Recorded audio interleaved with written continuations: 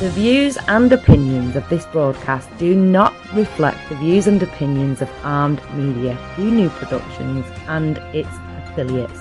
Enjoy the show.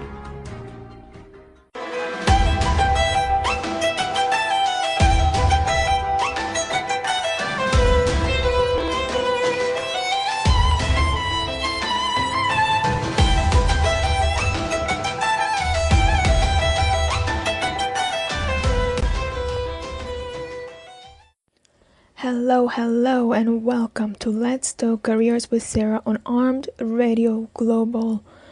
For those who don't know me, I'm a career coach, career advisor who talk about resumes, about interviews, career change, and basically answering your questions, whatever questions you have regarding your job.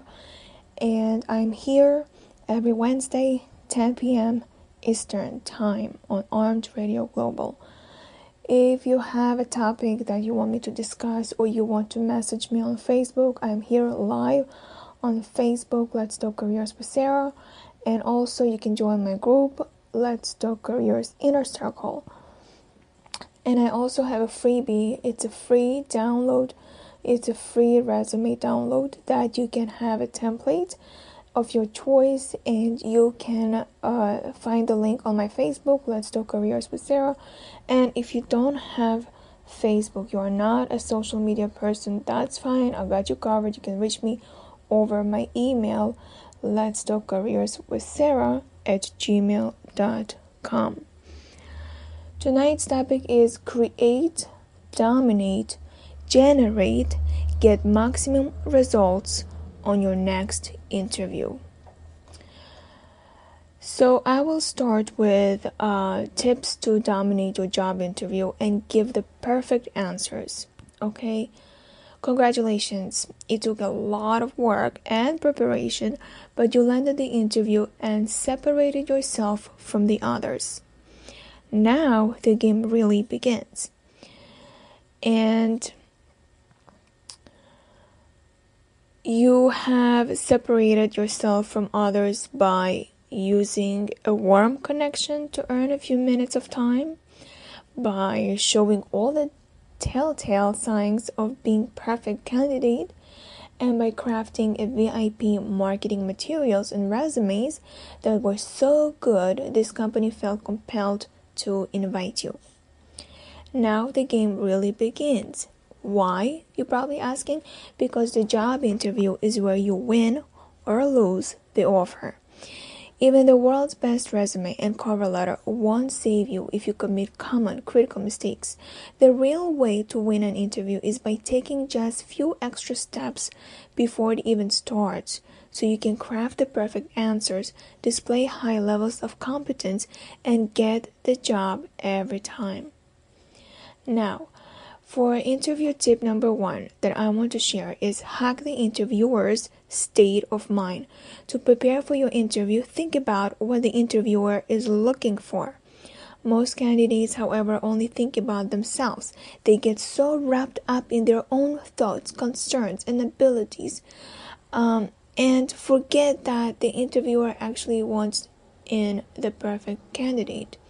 Instead of focusing on ourselves, take a minute to ask yourself, what's their state of mind? What are they looking for? What does the ideal candidate look like and say in their eyes? Then dig deeper and control the conversation by using 3 tricks to back into the interviewer's mind. So how can you have a mind hack the interviewer? So interviewers have jobs too. So when you say, well, duh, you might say, how is that important? Because they want to get back to work. And interviewers don't want to waste their day talking to boring candidates. They want to check the box that says hired and get back to work to finish their own projects. By understanding this reality, you can transform the entire feel of the conversation. Instead of seeing it as an interrogation, you will sound like a friend who is just asking if you can help. Instead of putting them on a pedestal, you will see them as a future colleague. Instead of spending the entire time talking, you will turn the interview into a dialogue and mix in some questions. Remember, they are looking to hire someone and really want you to succeed because it's in their best interest. Now, the second mind hack that I can say is it's not just your skills. What do potential employers really want when they bring you in for an interview?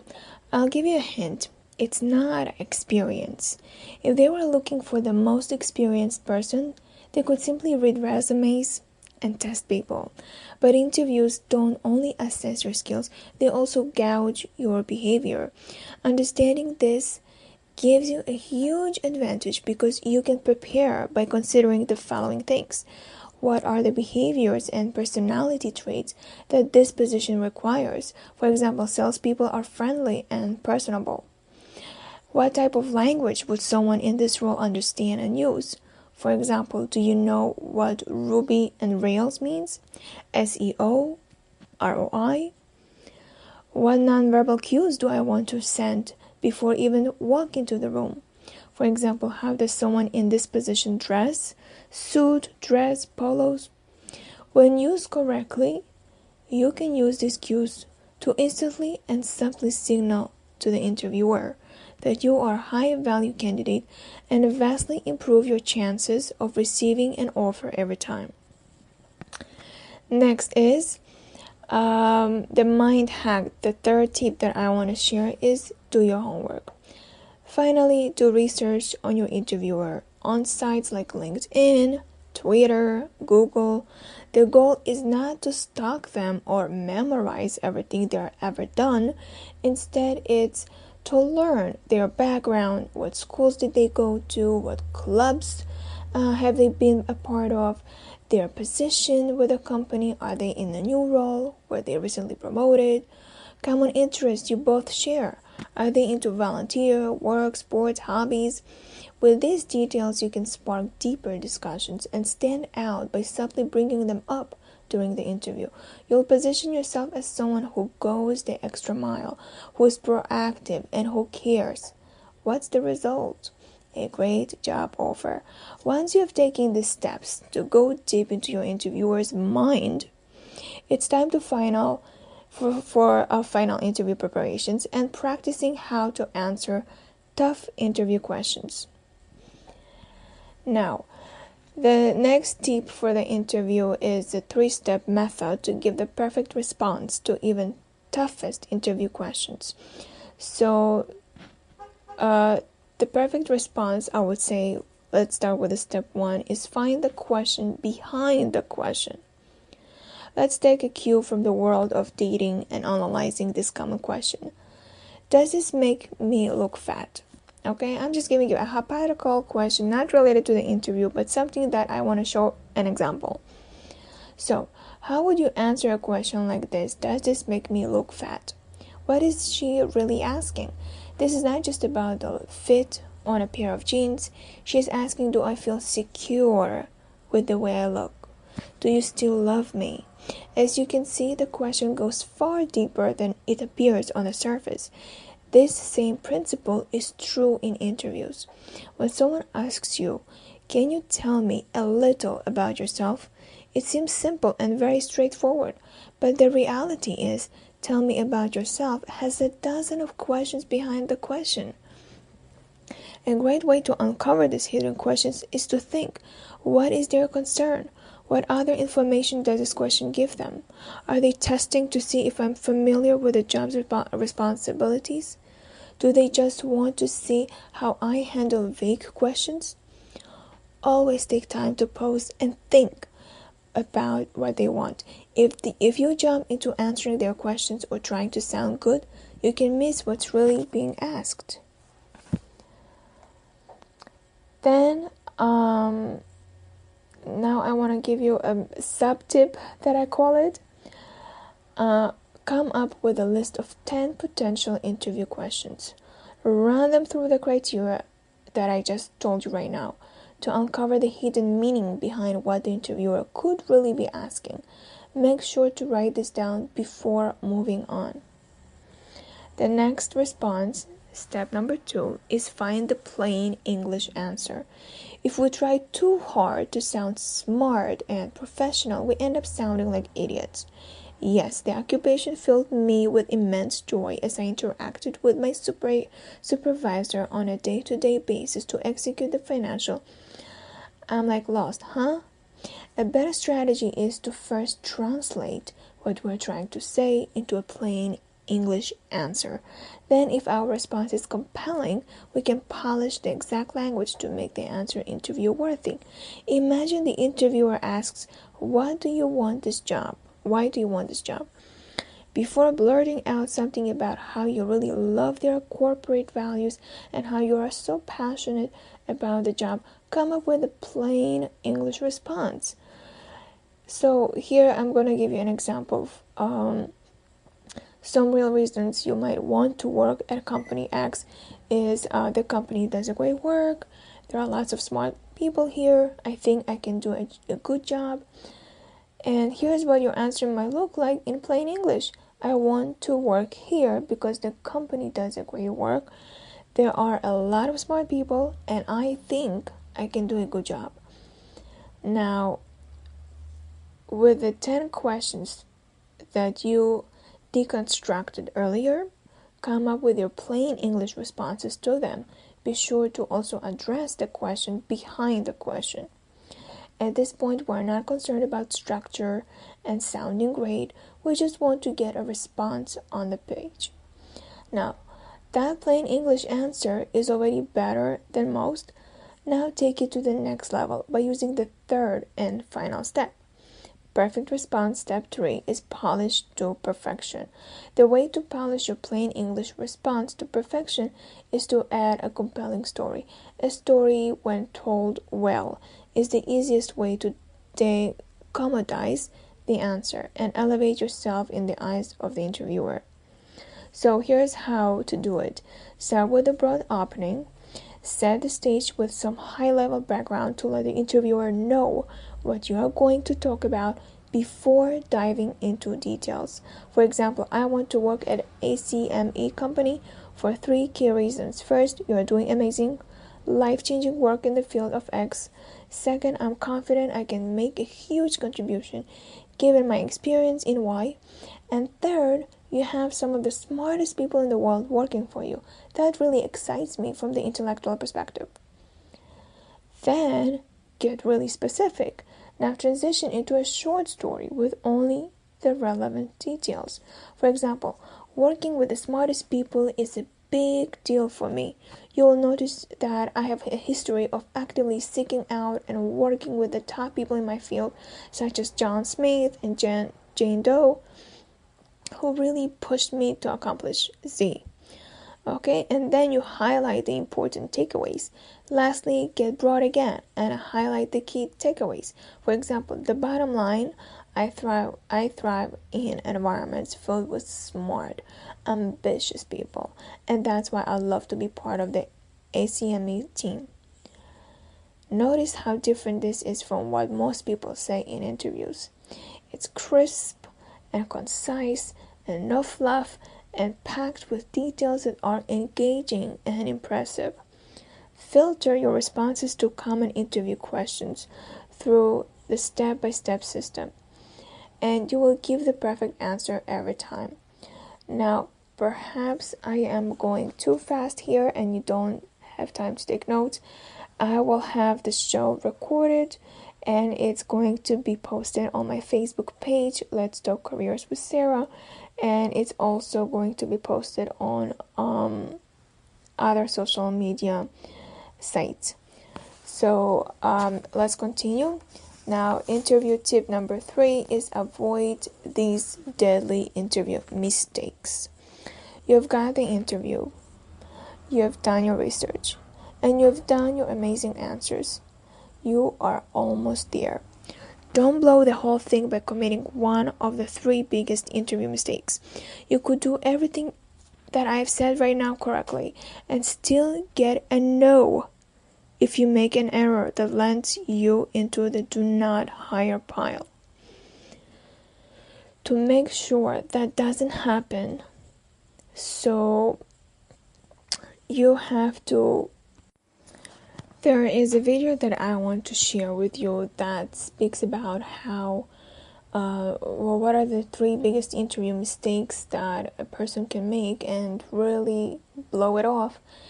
And I found this video on iwillteachyoutoberich.com, and here you go. It's funny, one of my students came to my event and I did a little mock interview with him. And he was quite good. He's quite accomplished. He ended up getting a 6-figure job offer.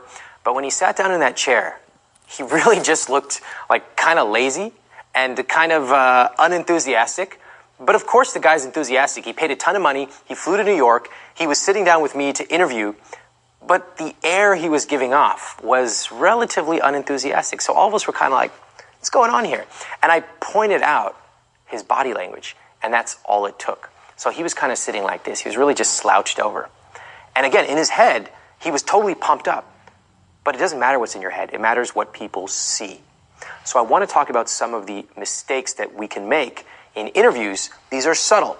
But once you correct these, once you notice these, you can notice a dramatic shift in the results of your interviewing. All right, so let's take it from the top. The first mistake is self-deprecation.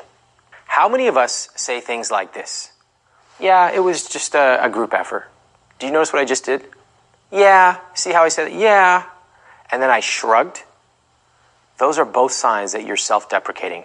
And in an interview, you do not want to be self-deprecating unless you are so accomplished that you almost have to strategically be self-deprecating so that you don't come across as arrogant.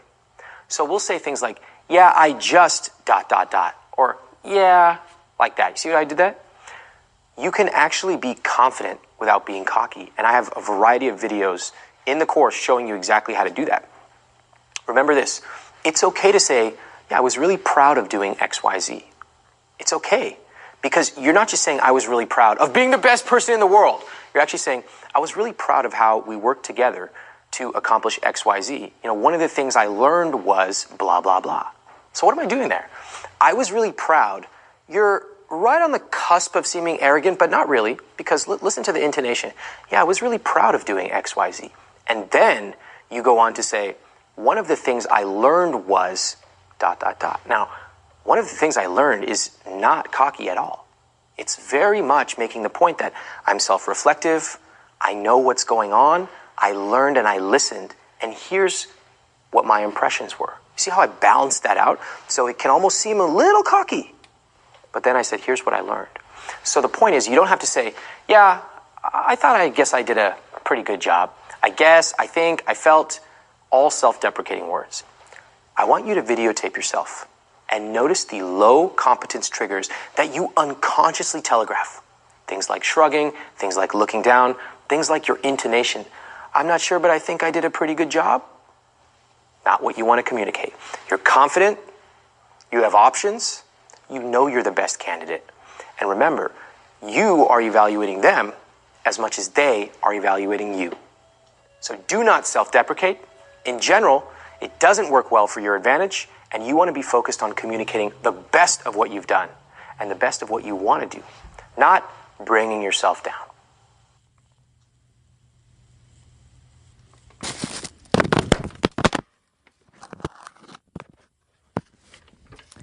So here's the second video that I would like to share with you, and here is going to talk about interviewing, and it's not to be a robot.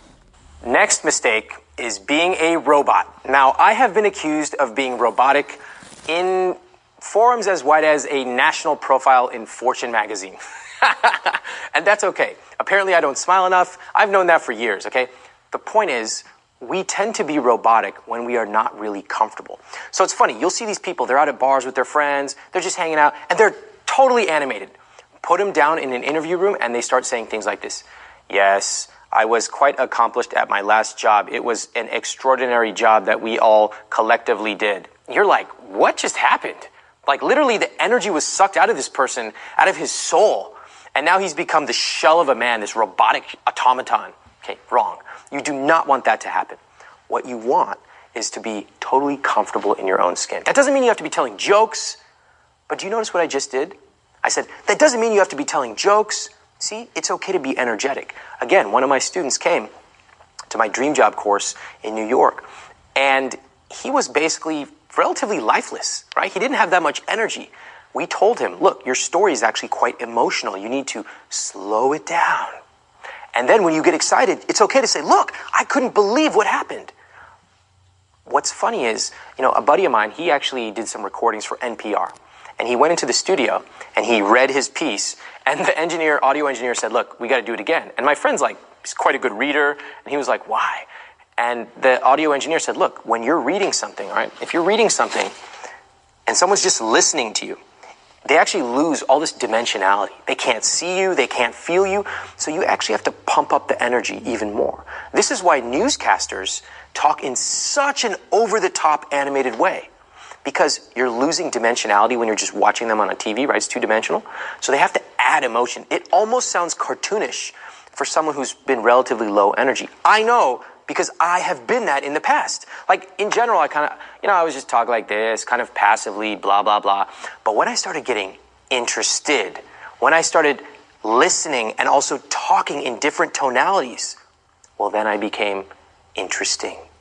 Okay? So there are a variety of things you can do. I like to study some of the best. I like to look at news anchors. They do an amazing job, especially when they're not just reading off the script.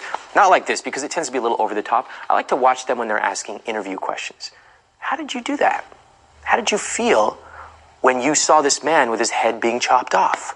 And I'm like, yeah, that's a great question. I love that tonality. All right, so you want to be studying people who do it really well. People who give great speeches. Politicians, for example, are great people to study. My point to you here is do not become a robot. So, easy to say, hard to do. Videotape yourself. Get so comfortable with your preparation on your own, in front of a mirror, recording yourself, and with a friend, and then finally videotaping the entire thing, that you are so comfortable you can walk in. You've dispensed with the details of where should I sit, where should my shoulders be. All that stuff is like muscle memory to you. Now you can focus on the fun stuff, the jokes, the stories, pulling the right thing from your toolbox, listening, leaning in, all those subtle cues that are high competence triggers. So I want you to practice rigorously, because that is the best way to not be a robot. So the last advice is not to make a mistake, is don't ramble. The final mistake, and one that has made me want to commit suicide on more than 45 occasions, has been people who ramble. I have literally rejected people for hiring them. They were technically skilled, but they just rambled so much that I was like, I can't do it. Sorry, goodbye. And this happens all the time. A lot of my hiring manager friends have literally rejected people because they just talked and talked and talked. It is a killer. It is, in many cases, a deal breaker. Yet people don't understand this. This is why people believe they go into an interview and they think, oh, my job here is to simply answer questions. And by the way, they don't prepare. They don't think about the question behind the question. So someone asks them, like, tell me about yourself. Well, I was born in a small town of Wichita, Kansas, under an oak tree. And I'm like, I already don't care. And then they're going on and on and on, and they lose themselves in these multiple clauses. And then what happens? At the end, this is how they end. I love it. They always go like this. So, yeah.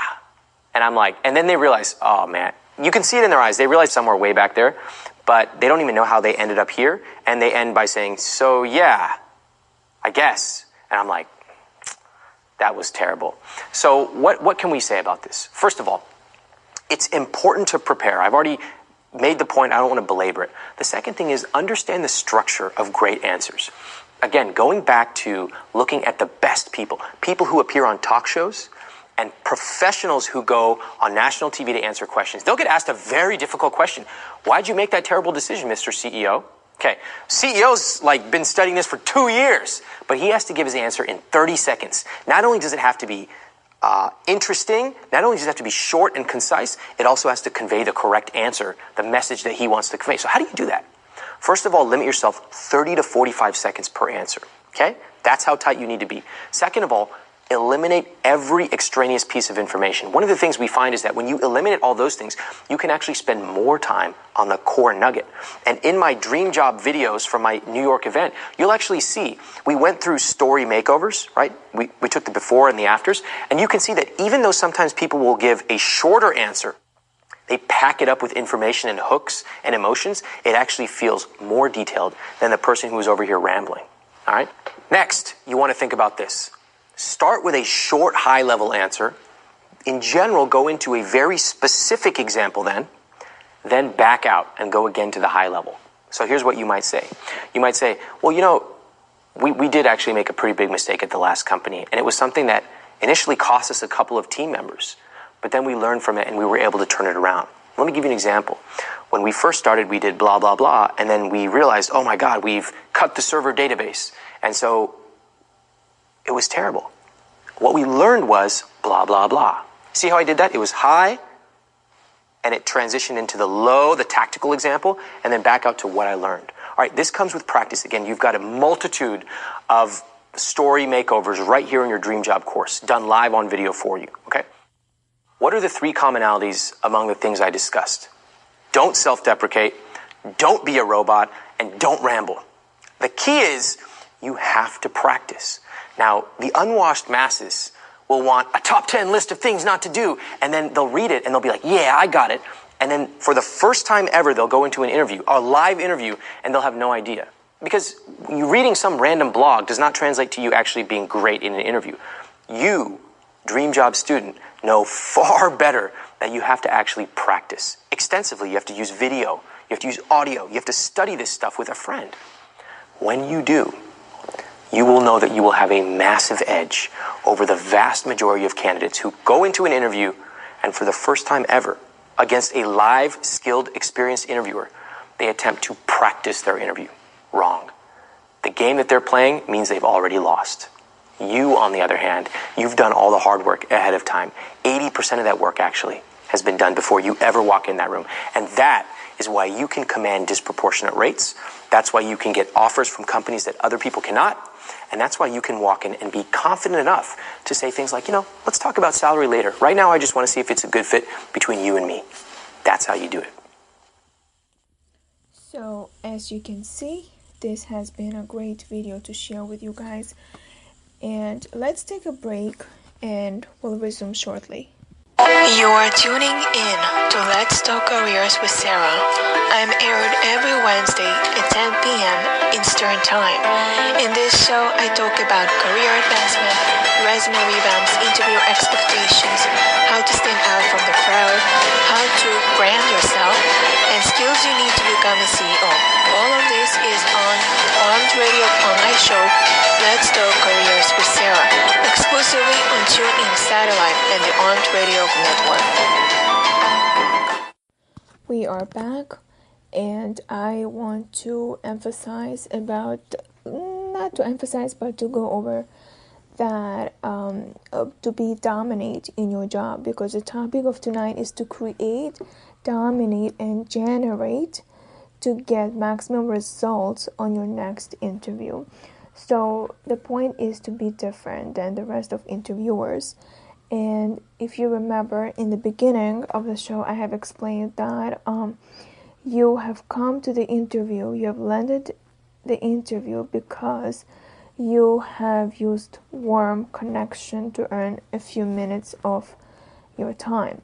So I want to go deeper about this, that we start this year by demolishing several invisible scripts.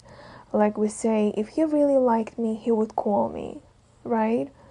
And first, look inside. Why do you deserve that top tier guy or girl? Remember that you don't need to be a nickel out here looking for a dime. Then we hear sometimes say, I'll never be as smooth as that guy. He is a natural. And actually, few people are truly naturals. You become socially skilled with practice, the right kind of practice. And you also, I also hear that someone says, I can't get a dream job. I didn't go to XYZ university. I don't have 10 years of experience. Experience matters, but there are other factors that matter as much or more. So I want to explore one of those factors that can actually matter more than how much experience you have. And the factor is your personal network. Ordinary people shrug and treat their network as just another word, something that other people have, but they do not. Witness any nerdy guy talking about jokes to see the kind of I don't have that barriers I'm talking about. So curious people say, hey, I keep hearing about a personal network. Is it possible I actually have one, but I don't know it? How would somebody like me connect with VIPs? Is it even possible? So I want you to just continue listening to me to get where I'm going to. Top performers know that if they lost their job on Friday, they could make a few phone calls and send a few emails, usually fewer than 10, and have a job over by Monday. Compare this one to the horror stories you see written up in newspapers about people unemployed for months or years. So the top performers can have another job in days. It's not a mistake. And in fact, using their networks, top performers actually hear about unadvertised jobs that ordinary people do not. I know because I've been on both sides of the table, and today I want to pull back the veil to show you how natural networking actually works, ethically and at the highest level. The world's best networkers. Now, if you're wondering who are the world's best networkers, so let me refer to you about people that actually meet at weddings and at events that happen at night. And during the day, things are calm as people recover from the 4 a.m. party nights. And so when you seek all kinds of places like that, you are probably thinking, what's the hell, right? And you're thinking, how did your hospital send x-rays here?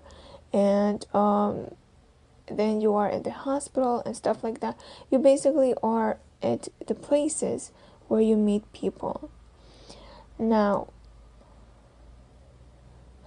there are factors in order for you to network. Let's say you have an invisible network that you are probably ignoring. And what if you could unearth it and use strategically feeding it and watching it grow? What if your network could help you leapfrog other people who were going through life following the same tired 9-to-5 rules? So here's a case study about a person that is being in a place that he had to network to get a job. So here is what he says. 1 year in college, I was looking for summer internship. After meeting a few people and being uninspired by the jobs out there, I decided to call one of my friends who worked at a startup and get her advice.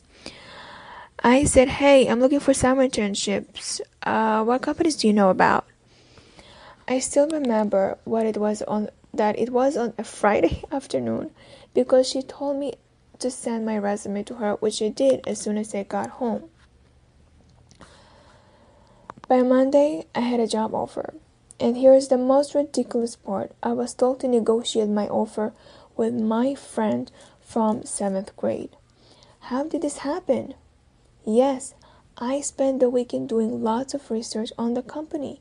And yes, when I walked in to interview on Monday, I used my briefcase technique, right? Briefcase technique, that's basically you are being prepared with your information, with questions and answers, with resumes and all of that, and absolutely crush in the interview. Now, but what really matters is that my friend recommended me and put her reputation on the line to get me hired. Since she was so valued at the company, her recommendation carried a lot of weight. There was no job listing on the website or monster.com. They created it for me, and the compensation was essentially whatever. By the way, she did get out of it. What did she get out of it? So ask yourself this.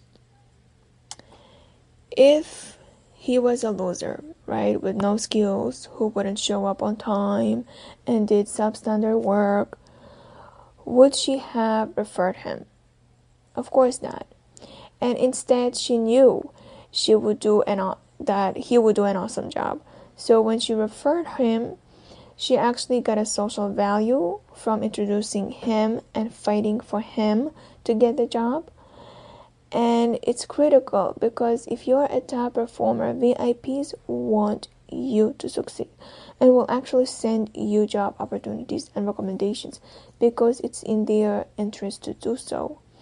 And this flies in the face of what most people think. Why would a VIP want help me? And then your network can be incredibly powerful. In this case, I never would have received this opportunity, right? I'm continuing reading what he says. And let alone the compensation I did if I had gone through traditional channels, like the typical resume black hole of doom, like everyone else. So he got just lucky. And the takeaway is our networks can actually be more important than the years of experience we have. So right now, many of us thinking, well, that's great, Sarah, you're a jackass, but don't have friends who can make a call and get me a job. I didn't go to the same college. I don't live in NYC or the Bay Area. I don't have the same eyebrows you do. Some stupid things that actually no one cares, and these invisible scripts and reactions are normal. Of course, we feel betrayed and skeptical when someone tells us we've been sitting on a potential gold mine and we haven't done anything with it. Can it really be that easy? Why wouldn't everyone do that? I want to be crystal clear about two things. Number one is build a powerful network is not easy. If you want something easy, go find a stupid blog that posts top 10 career tips for success. So you need to work harder than ordinary people do. But you need also to get massively disproportionate rewards. For example, if the average person spends 1 hour a week sending their resumes out, I will suggest to spend maybe 3 hours a week, but you will get 10 times the response rate. And that's what I call disproportionate results. And number two is building a network is not about sending a fake email to someone, pretending to be interested in them, then asking for a job. If that is your goal, leave. Building real relationships is about investing in them first, figuring out what they want and love, and then helping them get it, not instantly expecting magical job offer. In fact, most of the networking you do will simply be helping people and getting nothing back in return. If this makes you uncomfortable and you want 1-for-1 ROI on your network, leave. Now, when you change your mentality about networking, understanding that it's about adding value instead of extracting it, you will see massive changes in your life. And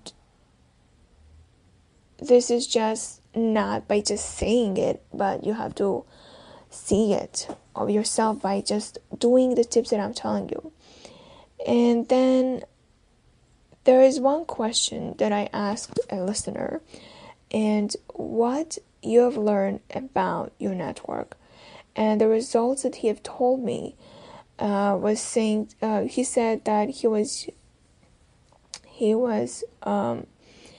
actually happy that he has a huge network of friends that he can go to and ask for information about all kinds of jobs that are not listed. And this way he was really, I call it lucky. We'll take a short break and then I'll be right back. Found a place to celebrate?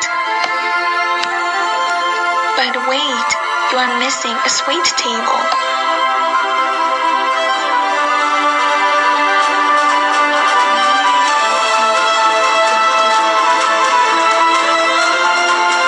With fancy desserts and a menu full of items of your choice. Call 347-265-5063. You can have a sweet table as if you are a celebrity. Quality worth every penny.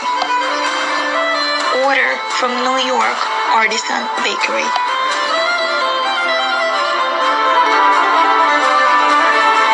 Want to win your party?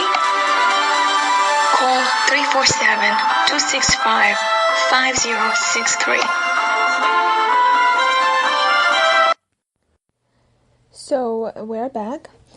I want to emphasize also, besides landing an interview, and let's assume that you have been called for an interview and then they said no, or they didn't call you back, or basically it didn't work out, right? It's either you didn't want their terms or they didn't want your terms, and then it just doesn't work.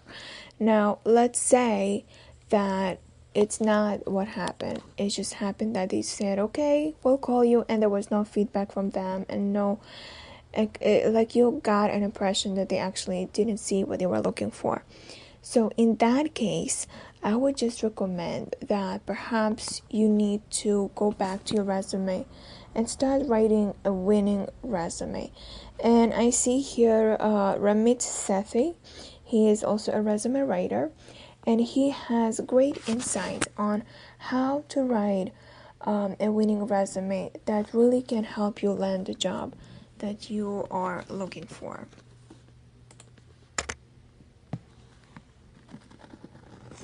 There are two big mistakes I see when people try to craft their resumes. The first is that people don't have a narrative. They just have a bunch of boring facts. The second is that they don't make every word earn its place onto their resume. Now I'm going to explain both of these, and then I'm actually going to show you something. It's actually my old resume from college. Probably the thing I'm most proud of in my entire life. My family, forget it. My friends, don't give a damn. My resume that I spent over 100 man-hours on, let's talk. So first, let me tell you what I mean by a narrative. If you simply come at me with a bunch of facts, I honestly don't care. One of the things that I did with my resume, and I'll show you, as well as other top performers do with their resume, is they craft a narrative. So for me, it was tech entrepreneur, right? Guy who knows persuasion, psychology, and entrepreneurship. And I'll show you exactly how I did that. So when people walk away from reading the resume, after 20 seconds, that's about all you get. Charitably, it's probably more like 15. What do they say about you? How do they describe you? For me, they would say, oh, it's the technology and psychology guy. Very strategic in what I did. I wanted them to think that about me, and of course I used my experience to do that. Most people, by contrast, simply just jot down a bunch of BS facts. Really, do you really think it's interesting to me that you attended this college from this year to that year? That's irrelevant. That should be one of the least emphasized things at all. I want you to tell me what you studied there. What did you do at your last company? Tell me about your accomplishments. Tell me about something surprising. Otherwise, you end up looking like everybody else, and that's not what you want to do. The second mistake people do is they fail to make every word earn its way on the page. When I'm working with my friends or my students and I'm analyzing their resumes, something like 50 to 60% of the words do not need to be on that page. And ironically, because they have all this filler, all this BS, they can't put the stuff that's actually remarkable. Now, I was in a class, an STS class at Stanford, and we had this really interesting assignment. The first assignment we got, I believe, the professor said to us, analyze this document and write up a response paper. And it was something like 3 pages. Then he said, okay, now make that paper 1. From 3 pages to 1 page. And actually, people were freaked out because many people got C's on this assignment, which at Stanford is like unheard of. Like, oh my God, are you kidding me? I got a C? I've never got a C in my life. So what the point of this assignment was is cut the fluff. Cut all the fat, as Professor McGinn said, and leave only the filet mignon. Leave only the best. Well, in your resume, every single word has to earn its way onto that page, because typically your resume is 1, maybe 2 pages. So when I see people adding all kinds of nonsense, I know that either they don't know how to write a resume, that's for sure. Second, maybe they don't have anything better to put on that resume. So let me show you what I did with my resume, and I want to walk you through a little analysis. Now, this resume is from over 5 years ago, so I've learned a lot since then, but I want to show you some of the insights that I discovered back then. Would I do things a little differently now? Of course. But let me show you what I did back then, which ended up getting me several job offers at very good companies like Google and Intuit and things like that. So let's take a look. So on this resume, the first thing you notice is that just at a high level, the formatting is not particularly unique or amazing. It's just clean, right? So I use bold and italic strategically, but there's no fancy graphics, no nothing. The paper, it's irrelevant. It doesn't matter. Those are things that novices worry about. Okay, they worry about the pound of paper they use, whereas a resume, like a hiring manager, doesn't give a damn. Okay, so the second thing you'll notice is that Stanford is right at the top. Now, your education can be at the top or the bottom, but if you have a very strong educational background, it doesn't hurt to put it at the top. The first thing they think when they see this, within 1 second, is, oh, this guy went to Stanford. I better read on. Now, you may not have gone to Stanford, but if you have an educational background that is going to get them to read on, then put that at the top. Now, let's look, because here's where some of the real insights begin. Most people, they literally just put X university, this year, major psychology. What? You're wasting all this amazing opportunity. Here's what I did. I said BA in Science, Technology, Society, and a minor in Psychology. Now here's where it begins. Coursework included persuasion, entrepreneurship, computer science, human-computer interaction, research and design, psychology, and policy analysis. Holy shit. They're like, who is this guy? What did he do? What does he know? I want to read on. Do you see how I actually crafted what I want them to think of me using my own coursework? This is an insight that you can use. So many times, the things you take for granted are actually fascinating to other people. You just have to understand that, and then you have to message that. So I could have just said, majored in STS and minored in psychology, but look at how rich and how richly layered I come across when I say coursework includes persuasion, entrepreneurship, computer science, etc. Think of that. I'm actually creating my own brand in 2 to 3 lines here. Now let's look at the next one. By the way, papers and research available on my website. Now this was a little unusual when I graduated. I mean, people had websites, but it was a little unusual for people to be putting their URL on their resume. So that was a little unusual. Master's in Department of Sociology. I didn't put much there because pretty much it duplicated what I had done undergrad. However, let's look at this. When I studied at Oxford, I conducted an in-depth tutorial on social influence and persuasion. Again, I'm reinforcing this guy is a psychology guy. Interesting. And it's like in-depth. It's persuasion, not just psychology. It's a big difference. Okay, so now, moving on. When I talk about PBWiki, a company that I co-founded, so notice I put these credibility triggers. The world's largest personal wiki farm. Okay? Now, our PBWiki was extremely large even back then, but notice that you can qualify things. So, personal wiki farm. Are there perhaps wiki farms that are larger for business? I don't remember back then if there were or not, but I know that we were the largest personal. So you can always qualify how you describe your credibility markers. Then notice that I put not only manage marketing, but what did I do? Blog outreach, strategic deals, all of these things. Why am I putting these? Because if you're applying for a marketing job, the marketing person wants to know, what did you actually do? So I'm actually just already answering their question before they even have it. I'm saying, I did blog outreach, I did strategic deals, I did PR. See that? I'm thinking about their concerns before they even have them. And then, of course, I have these things that show my results. So created marketing strategies to launch to tens of thousands of users with viral growth. Wow. Viral growth. What is that? That sounds very interesting. I better pick up the phone and interview this guy. Okay, a couple other things. You'll notice that iwillteachyoutoberich.com, which is just in its infancy in these days. Let me tell you how I represented it back then. Now notice, I did not have hundreds of thousands of viewers back then or whatever I have now. I didn't have 80,000 email subscribers. So how do you represent something that's not as big? Well, let me show you how I did it. I designed a curriculum. Instead of saying made presentations, I designed curriculum. Curriculum. Isn't that much more official? Yeah, it's interesting. And by the way, you'll notice how rudimentary this was because look at the things that I talk about back then. Banking, budgeting, saving, and investing. I fucking hate budgeting.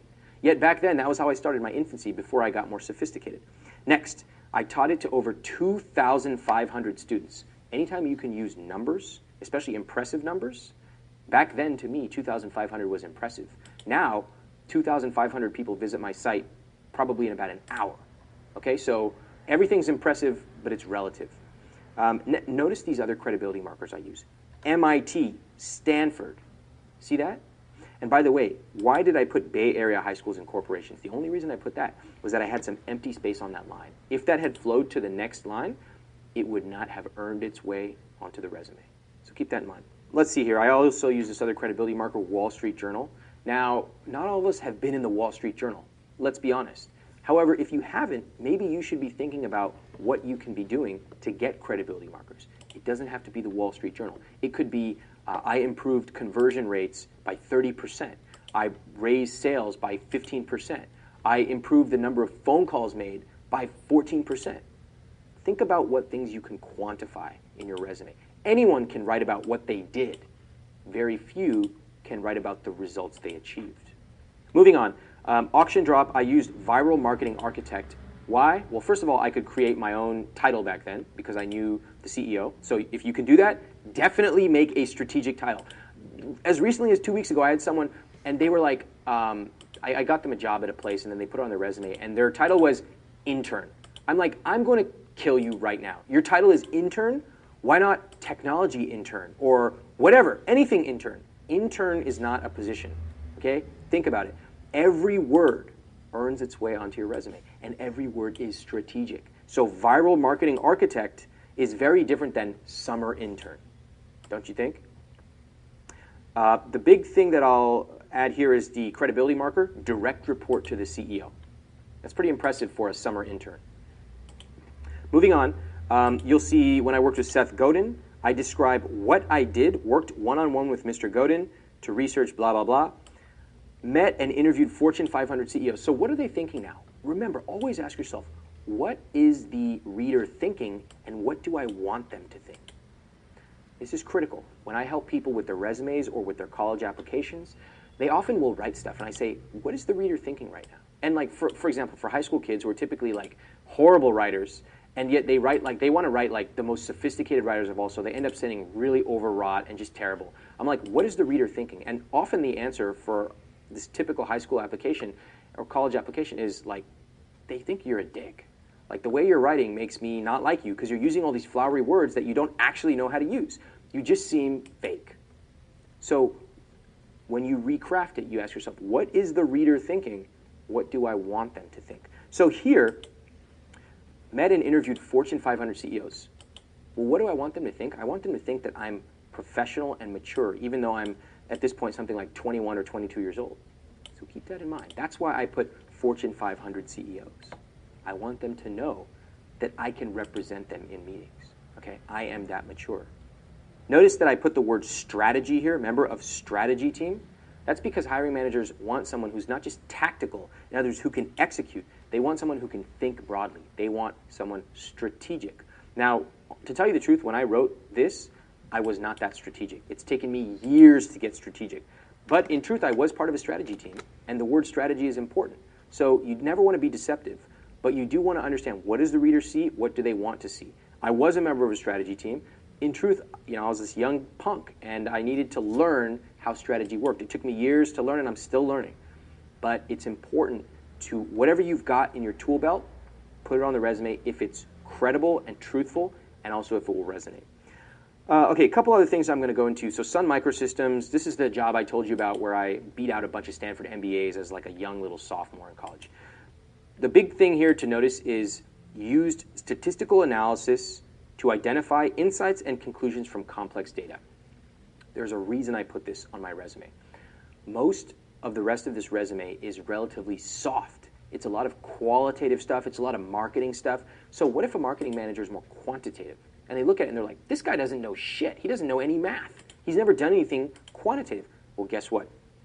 There's your answer. I used statistical analysis to identify insights and conclusions from complex data. That's pretty impressive, and that answers and dispenses with the credibility question about being quantitative. Okay? Now, as for the additional information, I'll just skip down to this. The main things to know here are that each of these bullet points is chosen for a reason, a very strategic reason. So the second one, how I was a comedy columnist for the Stanford Daily, that basically means fun. This guy's fun to be around. He's funny. He's going to be like a normal, cool guy. He's not some uptight jackass who all he does is care about his textbooks. Fun. That's the main name of the game for that bullet point. The next one, gives back. So I talk about my volunteering service, and I talk about, some serious stuff that I've done. Notice, by the way, that I slipped in some key words. Look at this here. Personal finance, applied bargaining and negotiation, and technology and privacy issues. Even in my volunteering section, I got those words in there. Pretty good, pretty good. I'm complimenting myself from like 6 years ago. I love it. Good job, Ramit. You're so great. Finally, the last couple ones are more entrepreneurial. So when you look at this resume, you ask yourself, number one, what's the narrative here? What kind of person is this? And it should not be hard to see. Even a dated resume like this, you say like, wow, this resume is the resume of someone who's into psychology and entrepreneurship. This guy's got some great experience. He's got some big names. He's got Seth Godin on there. He's got all these people. Those are details. What's the main narrative? After I've looked at 200 resumes in a day, who do I remember? I want to get that psychology entrepreneurial guy. Let's get him on the phone. That's the power of a narrative. The second part, the deeper part, is making every word earn its place on your resume. So whenever you look at a sentence, down to the level of every word, is it really conveying what you want the reader to convey? Is it conveying part of your narrative? If you have no narrative, that's why people just write random words. But if you say, all right, I want to be remembered in 15 seconds as the psychology entrepreneurship guy, then it becomes very clear that every word on this resume should earn its way on there. And that's how you craft a winning resume. So that was Seth Remini, and he really shared some great advice. Let's take a break and I'll be right back. I am running out of time, so that will be another topic we'll discuss in my show perhaps next Wednesday. And I would like to say thank you for those who are listening to me. Thank you so much for doing your homework, by listening to experts like me about jobs, about resumes, and about how to be happy in a work environment. So I really want to say thank you again. So I'm going to see you next Wednesday at 10 p.m. Eastern Time on Armed Radio. Let's Talk Careers with Sara. You are tuning in on Armed Radio and Let's Talk Careers with Sara every Wednesday at 10 p.m. Eastern Time. I talk about careers and job hunting. If you would like to ask a question or would like to hear about previous shows that you have missed, you can find me on Facebook at Let's Talk Careers with Sara. You can learn about jobs, tips, and advice on my page. If you have a career-related question, you can just message me on Facebook.